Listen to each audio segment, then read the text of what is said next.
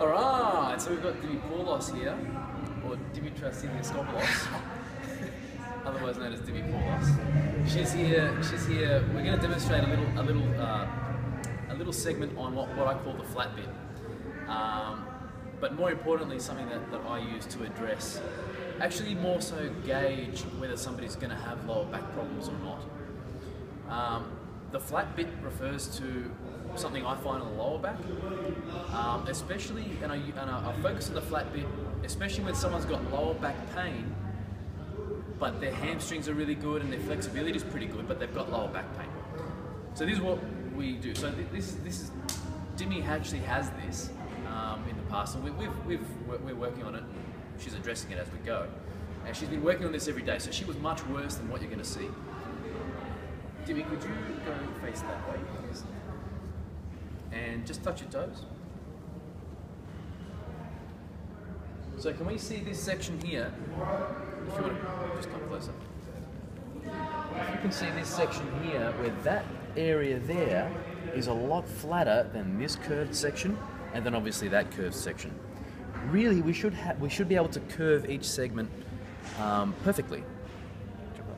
But in her case, she can't, and she does have a history of lower back pain.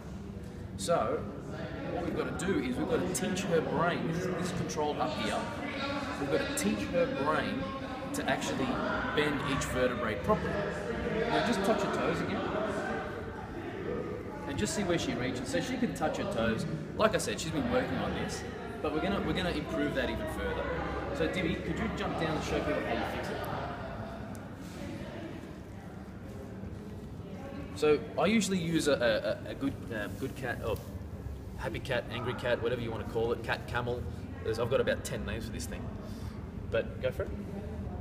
But what I've got her to do is I've got her using her lower abs to control flexion and extension of her lower back. I've got her elbows on the floor, and you can bring these closer in. I've got her elbows on the floor so that she doesn't use this as much, so that it's mainly just pelvis. And as you can see, she's really trying to use her lower deep core muscles and her spinal muscles to try and create the movement. And all this is doing is trying to round out that flat spot that's here. Now she usually, how much do you do it now, Dimi? I try and do it a couple times a week. Yeah, a couple times a week. In order to try and influence the brain and how to how it reflexes controls this, you got to do it more like a couple times a day. If you've got lower back pain. Dimi's at a maintenance point, so she's done this, she's gone through the hard yards. If you've got lower back pain and your hammies are good, you've got to do this twice a day. Jump up. And let's just see if that's changed the hammy length.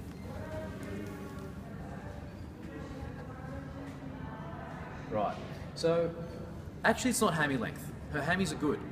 It's teaching this to work with the rest of her body, right? There's other ways you can do it, so go down and touch your toes. So from here, you can also just go into a good morning. Go into a good morning, yeah, and lift up, come up all the way, yeah, about there, and go down again, and try to round this back out.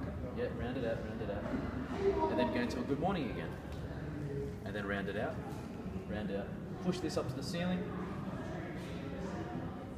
and then reach again, and just relax into it. Yeah, so you can do it either way. If you can't really get the hang of it in that angry cat, good cat position, then try it standing into a good morning and then go down. As long as you try and get that lower back to flex and extend like that, and teach it to move, that's the main idea. Try that if you've got lower back pain. If it hurts, don't, and see if it improves your sit and reach.